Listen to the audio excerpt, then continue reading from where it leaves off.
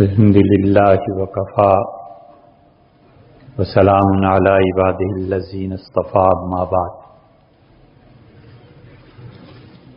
سیدنا ابو بکر رضی اللہ عنہ کے معاملے میں گفتگو چل رہی تھی اور حضور اقدس صلی اللہ علیہ وسلم ایک ایسا معاشرہ چھوڑ کے دنیا سے تشریف لے گئے جس معاشرے میں کم و بیش تمام افراد کا مرکز اللہ کی ذات تھی، اور قرآن کریم نے جو کہا ہے کہ مخلصین لہ الدین، اور لوگوں سے مطالبہ یہ ہے کہ وہ خالص صرف اور صرف اللہ کے دین اور جو طریقے اس نے دیے ہیں اس کے ذریعے بندگی کا اظہار کریں۔ اس معاشرے کے افراد منافقین کو نکال کے باقی سب کے سب اللہ کے ساتھ جڑے ہوئے تھے، اور سیدنا ابو بکر رضی اللہ عنہ کی خلافت میں اور حضرت رسالت پناہ صلی اللہ علیہ وسلم کے انتقال کے بعد چند ایک مسائل پیش آئے، اور ان میں ایک بڑا مسئلہ یہ تھا کہ حضرت رسالت پناہ صلی اللہ علیہ وسلم کی وراثت کا کیا بنے گا۔ صاحبزادی صاحبہ حاضر ہوئیں اور خلیفہ وقت سیدنا ابو بکر رضی اللہ عنہ سے عرض کیا کہ میرے والد کی وراثت تقسیم کی جائے، اور انہوں نے تقسیم وراثت کے سلسلے میں انہیں کچھ باتیں ارشاد فرمائیں۔ فدق کا مسئلہ انہی مسائل میں سے ایک ہے، اور یہ زمین کا ایک بڑا ٹکڑا تھا جو حضور صلی اللہ علیہ وسلم کو ملا تھا، اور دوسرا مسئلہ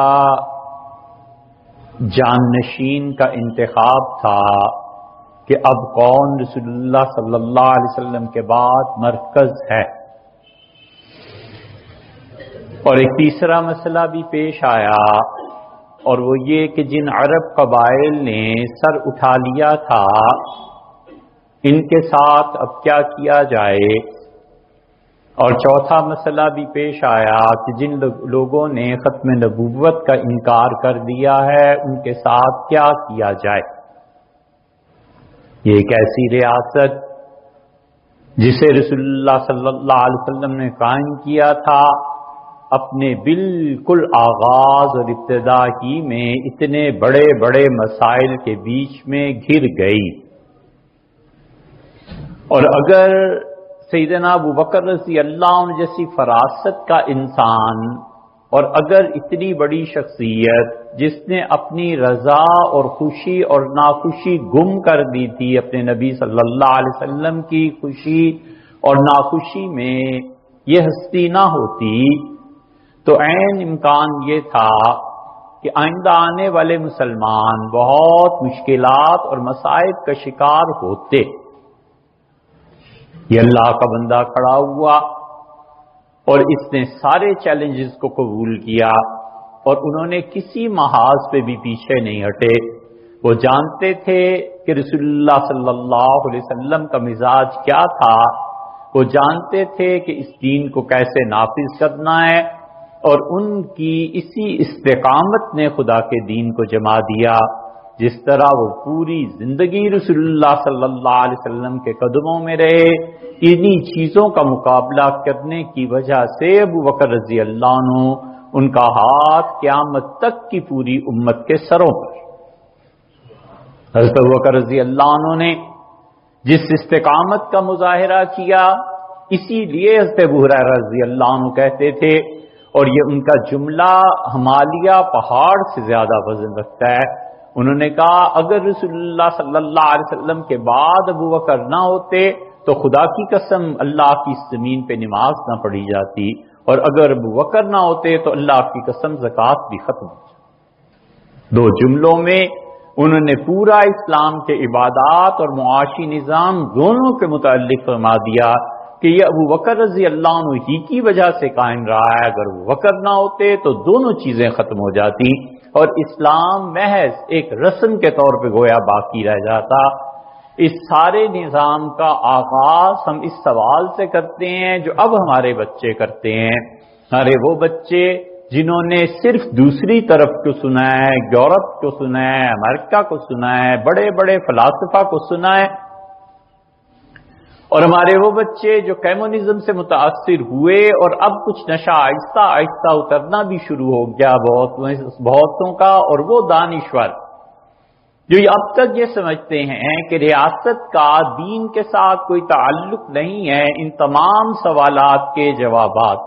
اور اس کی وجہ سے بعض لوگ جو ارتداد تک پہنچ گئے ہیں ذہنی طور پہ، ہم یہاں سے بات شروع کرتے ہیں کہ اسلام میں ریاست کا تصور کیا ہے، اور اسلام ہمیں سیاسی طور پہ کس نظام کے ساتھ مرتبط کرتا ہے۔ اور اس کے دو فریق بن جاتے ہیں، ایک فریق تو خود ریاست ہے کہ ریاست کا اپنا تقاضا کیا ہے، ملک کے اپنے تقاضے کیا ہیں، مملکت کیا چاہتی ہے اپنے باشندوں سے،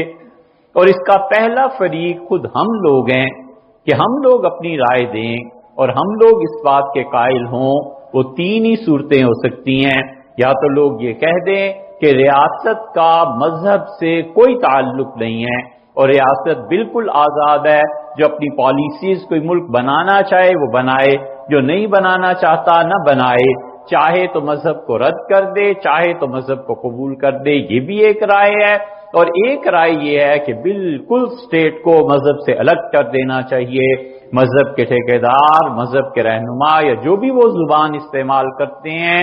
صاحبان مذہب کی توہین اور تحقیر کے لیے تو یہی کہتے ہیں کہ ریاست کا اور مذہب کا آپس میں کوئی تعلق نہیں۔ اور دوسرا موقف وہ یہ کہتے ہیں کہ ریاست چاہے تو اختیار ہے اس کا، مذہب کو اپنا لے، ریاست چاہے تو مذہب کو رد کر دے، یہ ایسی ہے جیسے آپشنل چیز ہے، کوئی کمپلسری نہیں ہے۔ اور تیسری وہ دنیا بھی موجود ہے جو دل و جان سے یہ چاہتے ہیں کہ ریاست کو مذہب کے ساتھ جوڑ دیا جائے، اور ہر وہ ریاست جو دنیا میں کوئی بھی جغرافیے میں وجود رکھتی ہے اس کا لازماً کوئی نہ کوئی مذہب ہونا چاہیے۔ عیسائیوں کی بہت بڑی اکثریت اب تک بھی اس بات کی قائل ہے، مسلمان بھی قائل ہیں، لیکن دونوں جگہ ایسے اور یہودی بھی قائل ہیں، مگر تینوں جگہ ایسے عناصر یقیناً پائے جاتے ہیں جن کا خیال یہ ہے کہ ریاست کا اور مذہب کا کوئی تعلق نہیں ہے۔ اس سوال کے جواب میں کہ کیا تعلق ہے یا نہیں، ہم دو مقدمے آپ کے سامنے رکھتے ہیں۔ پہلا مقدمہ اس جواب کا یہ ہے کہ کوئی شخص یہ سوچے کہ یہ چیز کہ ریاست اور مذہب کا آپس میں تعلق یہ کیا فطرت کے مطابق ہے یا نہیں۔ دنیا میں جتنی بھی تھیوریز پائی جاتی ہیں ان میں فطرت کا اپنا ایک خاص مقام ہے،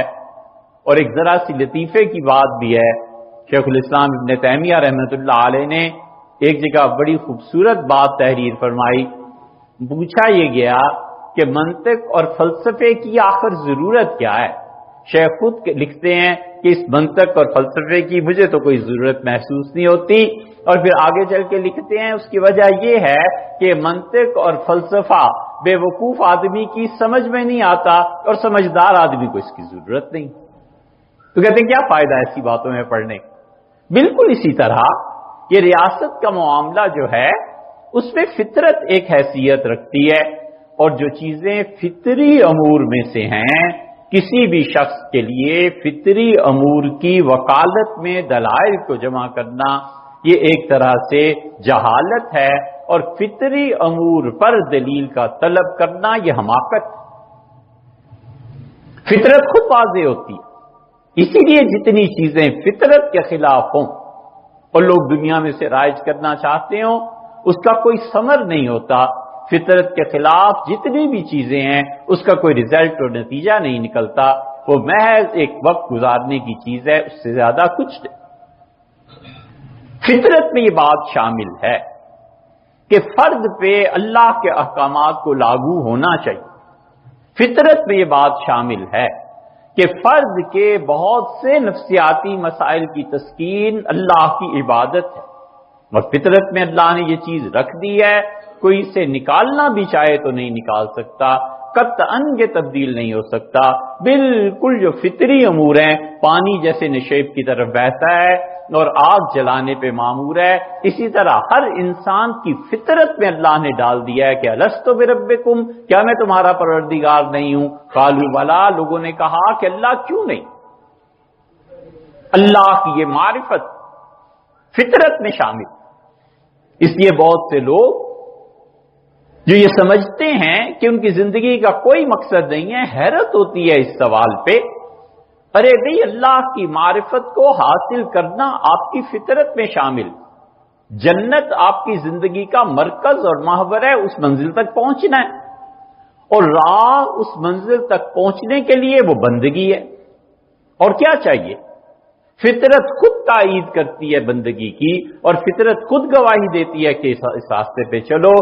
تو نتیجہ اس کا یہ نکلتا ہے کہ اپنی فطرت کی تسکین کے لیے آدمی بندگی اختیار کرتا ہے، اور اس کے نتیجے میں جا کے جنت میں پہنچ جاتا ہے۔ یہ جنت اور جہنم حقائق ہیں، یہ کوئی بچوں کی باتیں نہیں ہیں۔ کسی انسان کو نہ ملے اور محروم ہو جائے جنت سے معاذ اللہ، تو اس وقت پتہ چلے گا کہ میں کس چیز سے محروم ہو گیا ہوں، اور جن کو ملے گی اللہ نے فرمایا فَنِعْمَ أَجْرُ الْعَامِلِينَ، جو عمل کرتے رہے، کیا ہی خوبصورت، کیا ہی اچھا اجر اللہ نے انہیں دیا۔ یہ دین ان صوفیوں کی شطحات اور ان مجذوبوں کی بڑھ کا نام نہیں ہے جو کہتے ہیں جنت کیا اور جہنم کیا۔ یہ چیزیں ایسی ہیں جس سے انبیاء علیہ السلام نے پناہ مانگی ہے، رسول اللہ صلی اللہ علیہ وسلم نے جہنم سے پناہ مانگی ہے، انہوں نے جنت کی طلب کی ہے، انہوں نے اللہ سے دعا مانگی ہے کہ رب جنت دے دے۔ معرفت کا کون سا اتنا بڑا مقام کسی کو مل سکتا ہے کہ جنت اور جہنم سے بے نیاز ہو جائے؟ یہ غالب کہہ سکتے ہیں طاعت میں تارے ہے نہ میں او انگبی کی لاگ، دوزخ میں ڈال دو کوئی لے کر بہشت۔ شاعرانہ مجموعے اچھے ہو سکتے ہیں، لیکن حقائق کی دنیا میں ہر مومن کو یہ بتا دیا گیا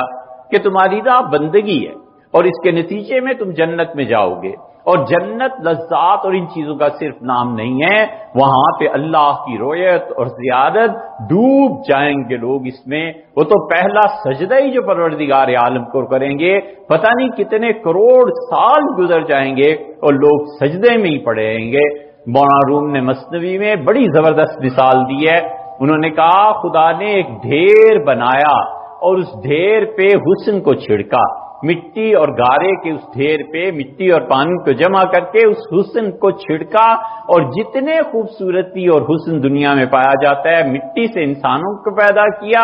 وہ خوبصورتی اور وہ حسن تم جب کسی چہرے میں دیکھتے ہو تو گم ہو جاتے ہو۔ تم سوچو قیامت میں جب بیوٹی اور خالص حسن خود تمہارے سامنے آئے گا تو پھر تمہارا کیا حال ہو؟ اللہ کی معرفت بہت بڑی چیز ہے،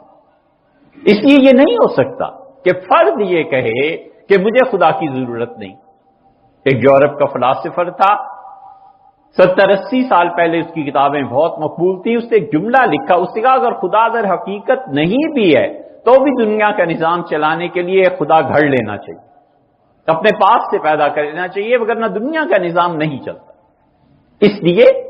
یہ ممکن نہیں ہے کہ کوئی بھی آدمی بندگی کے طریقے پہ چلے بغیر وہ اپنے آپ کو مطمئن کر سکے۔ یہ ضروری ہے کہ بندگی کا کوئی نہ کوئی طریقہ ہو اور وہ اس طریقے پہ چلے۔ پہلا مقدمہ تو اس بات کا یہ ہے کہ ہم کہتے ہیں ہر انسان کے لیے یہ ضروری ہے، اس کی خود فطرت گواہی دیتی ہے کہ اللہ ہے۔ بڑے بڑے منکر خدا کے جب نزع کا عالم پڑا اور جب جھٹکے لگے موت کے تو انہوں نے کہا جاؤ اور گرجوں میں کہو خدا سے دعا مانگے۔ مسجدوں میں کہو خدا سے دعا مانگیں، کسی طرح یہ جان نکل جائے۔ اور اللہ نے بھی اسی کو چیلنج کیا ہے۔ اللہ کہتا ہے اگر میں نہیں ہوں تو جس آدمی کی موت واقع ہوتی ہے، نحن اقرب الیہ منکم، اس وقت جو تم پاس بیٹھے ہوئے ہوتے ہو، ماں باپ بہن بھائی یا کوئی بھی اس کی موت کا انتظار کر رہے ہوتے ہو یا اس منظر کو دیکھ رہے ہوتے ہو، اس وقت میں تم سے زیادہ اس مریض کے قریب ہوتا ہوں، اور تم کہتے ہو میں نہیں ہوں۔ ترجعونہا، میں اس وقت روح کو نکالتا ہوں، تم میرے سے چھین کے روح کو واپس ڈال دو۔ یہ ایسا چیلنج ہے جو قیامت تک کوئی آدمی، کوئی انسان اور جن اس کا مقابلہ نہیں کر سکتا۔ اللہ کہتا ہے ترجعونہا، اگر تم سچے ہو تو اس وقت روح کو روک لیا کرو، میں روح نکال دیتا ہوں، تم روک کے دکھا۔ اسی لیے اسٹالن، لینن، ان کی اولادوں نے جو کتابیں لکھی ہیں انہوں نے آخر پر یہی لکھا ہے، اکبر جیسا آدمی جس نے دین الہی ایجاد کیا، اگر اس کے بیٹے کی شہادت قابل قبول ہے تو جہانگیر نے لکھا ترک میں کہ جب والد بیمار ہوئے اور چارپائی پر لیٹ گئے تو کہا بلاؤ شیخ الاسلام کہاں؟ عہدہ تھا مملکت میں، انہیں بلایا گیا اور کہا آپ یاسین شریف پڑھیں تاکہ میری جان آسانی سے دے۔ پھر ہاتھ اٹھایا اور کہا میں اللہ کی اسی دین پہ جان دے رہا ہوں جس کو مسلمان مانتے ہیں، ہم سب مانتے ہیں، میرے آباء و اجداد بھی مانتے تھے۔ اور پھر کلمہ طیبہ پڑھا اور شیخ الاسلام سورہ یاسین کی تلاوت کرتے رہے، روتے رہے، اور پھر اکبر بادشاہ کا انتقال ہو گیا۔ جو دین الہی تک کا موجد ہے اس کا بیٹا یہ گواہی دیتا ہے کہ میرے والد کا انتقال ایمان پہ ہوا، سچ ہے جھوٹ ہے، لیکن اس نے لکھا ہے یہ ضرور۔ اس لیے کوئی شخص ایسا نہیں ہے جو یہ کہہ سکے کہ اللہ نہیں۔ یہ جتنے خدا کے منکر، ہم کہتے ہیں تم نے طے کر لیا یہ مسئلہ کہ خدا نہیں ہے، اس مسئلے کی بالکل آخری حد طے کر دی ہے، پھر لرز جاتے ہیں۔ اس لیے ہو نہیں سکتا کہ فرد اپنے آپ کو خدا کی بندگی سے بالکل الگ کر لے۔ اور اس کے بعد دوسری بات، بلکہ پہلی بات ہی کا تکملہ کر لیتے ہیں کہ فرد اپنی ذات میں خدا کے دین پر عمل کرنے کی فطرت رکھے، اور انہی افراد کا مجموعہ جو قوم کہلائے، وہ قوم مل کر کہے کہ ہم اس دین کو نہیں مانتے، یہ کیسے ممکن ہے؟ فرد کی حد تک قائل، اور اجتماعی اعتبار سے اس کے ناقائلوں یہ نہیں ہوا کرتا۔ جب ان کا اجتماع اور مجمع جڑتا ہے تو پھر یہی نتیجہ نکلتا ہے کہ وہ جس طرح اپنی ذاتی زندگی میں قائل ہوتے ہیں اسی طرح اجتماعی زندگی میں بھی قائل ہوتے ہیں۔ اور یہیں سے ہم یہ بات کہتے ہیں کہ جس طرح فرد گناہ گار ہوتا ہے اپنی نجی زندگی میں نماز کو چھوڑ کے، روزے کو چھوڑ کے، حج کو چھوڑ کے، بالکل اسی طرح اجتماعی اعتبار سے قوم گناہ گار ہوتی ہے جب وہ سود کے مسئلے کا حل نہیں کرتی۔ قوم گناہ گار ہوتی ہے جو اپنا ووٹ غلط استعمال کر کے نالائقوں کو اوپر بٹھاتی ہے۔ قوم گناہ گار ہو جاتی ہے ساری کی ساری اس مسئلے میں کہ انہوں نے اپنے لیے اجتماعی طور پر ادارے قائم نہیں کی۔ فرد کا گناہ اسے جہنم میں لے جاتا ہے، اور اجتماعی گناہ اسے دونوں جہانوں میں جہنم پیدا کر دیتا ہے۔ اس کی دنیا بھی جہنم ہو جاتی ہے قوم کی، اور آخرت میں بھی ان کے لیے جہنم ہے، جو اپنے اجتماعی وجود میں در آنے والی خرابیوں کا اصلاح کا کوئی سامان نہیں کرتے۔ اسی لیے رسول اللہ صلی اللہ علیہ وسلم نے ارشاد فرمایا کہ وہ لوگ میری امت میں سے نہیں ہیں جو صبح اور شام اس حال میں گزارتے ہیں کہ انہیں امت کی فکر نہیں ہوتی۔ اور اسی لیے رسول اللہ صلی اللہ علیہ وسلم نے فرمایا دیکھو اللہ کی اطاعت کرتے رہنا، اس کے رسول صلی اللہ علیہ وسلم کا حکم مانتے رہنا، ولاۃ المسلمین، اور مسلمانوں میں جس کے پاس بھی حکومت آ جائے تم اس کی بات مانتے رہنا۔ اتنا زیادہ اس نظم اجتماعی پر زور دیا ہے کہ رسول اللہ صلی اللہ علیہ وسلم نے فرمایا دیکھو تمہارا حکمران اگر وہ تمہیں خدا کے دین کی طرف لے چلے اور اتنا بدصورت ہو کہ اس کا سر، اس کا چہرہ منقے کی طرح ہو، منقہ آپ جانتے ہی ہیں، بڑا انگور جب خشک ہو جاتا ہے خسرے وغیرہ میں لوگ اسے پلاتے کھاتے ہیں، فرمایا اتنا بدصورت منقے کی صورت والا بھی اگر تمہارا حکمران بن جائے اور تمہیں خدا کی دین کی طرف لے جائے، فرمایا اس کی اطاعت کرنا، اس کے پیچھے چلنا۔ یہ نظم اجتماعی ہے۔ اور اسی مقدمے کی دوسری بات جو شروع کر دیتے ہیں پھر اس کو پورا کر لیں گے، وہ یہ ہے کہ دنیا کا ریاست کا نظام چلانا کس بنیاد پہ ہے۔ فرد اگر اپنی زندگی میں اس کا قائل ہے اور اجتماع اس کی اپنی زندگی میں اس کا قائل ہے،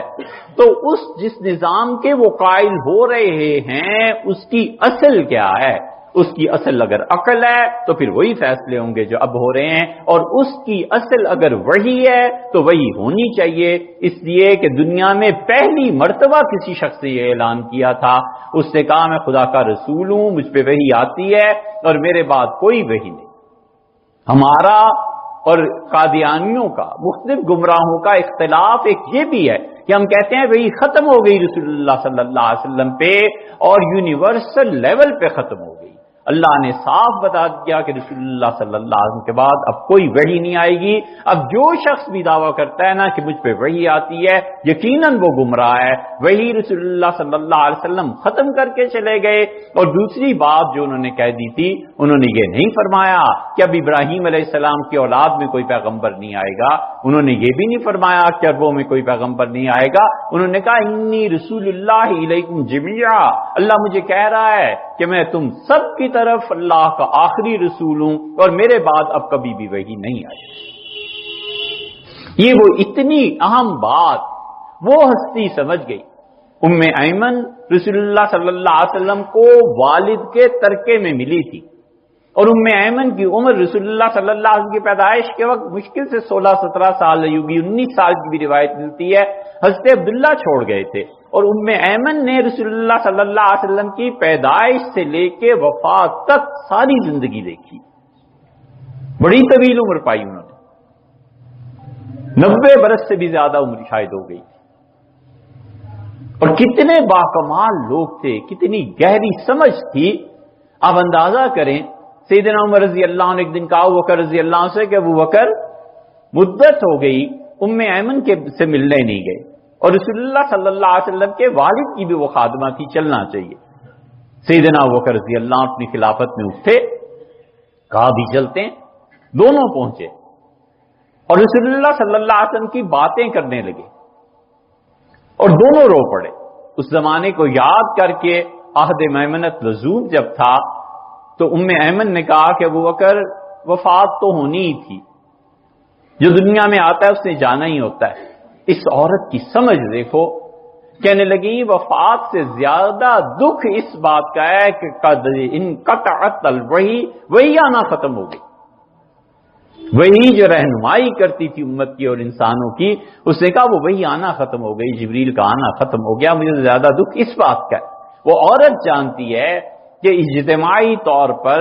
انسانیت کی رہنمائی وہی کرتی تھی، اور وہی کے محبت رسول اللہ صلی اللہ علیہ وسلم پہ ختم ہو گئے۔ یہ دوسرا مقدمہ ہے اس بات کا۔ ہم کہتے ہیں پوری دنیا کا فلسفہ اٹھا لیں، فیثاغورس کو اٹھا لیں، افلاطون کو اٹھا لیں، ان دونوں سے قدیم تاؤ تھے چین کے، اور جتنے ہمارے نزدیک فیثاغورس، افلاطون، سقراط قدیم ہیں اور ہم جدید ہیں، اتنا بھی بلکہ اس سے بھی زیادہ تاؤ کے مقابلے میں یہ جدید ہے۔ فیثاغورس اور افلاطون کی کیا نسبت ہے تاؤ سے؟ تاؤ کا فلسفہ پڑھیں چائنا کا، پھر پتہ چلتا ہے کہ انسان کیا تھے، گہرائیاں کیا تھی ان کے علوم کی۔ اس کے باوجود کسی نے یہ نہیں کہا کہ میں آخری ہوں۔ حضور صلی اللہ علیہ وسلم نے میں آخری نبی ہوں اللہ کیا اور تمام دنیا کی طرف بھیجا گیا ہوں، کوئی فرد ایسا نہیں ہے جو میری نبوت کا انکار کرے اور پھر اللہ کی راہ پالے، ہو نہیں سکتا۔ یہ دو مقدمے ہیں۔ ہم کہتے ہیں فرد خدا کی بندگی سے نہیں نکل سکتا، جب فرد نہیں نکل سکتا تو اجتماع بھی نہیں نکل سکتا، اجتماع نہیں نکل سکتا تو ریاست کو مذہب کے ساتھ، اجتماع کے ساتھ منسلک ہونا ہے۔ اب ریاست اگر مذہب کے ساتھ منسلک نہیں ہوتی تو آپ اسے عقل کے ساتھ منسلک کر دیجئے، عقل کے ساتھ منسلک جب کرتے ہیں تو آپ بتائیے کہ عقل اور وحی میں سے انتخاب کس کا ہوگا۔ یہ پہلا مقدمہ ہے جو ہماری طرف سے ہے، اور دوسرا مقدمے میں فریق ریاست ہے۔ انشاءاللہ آئندہ اس پہ بات کریں گے۔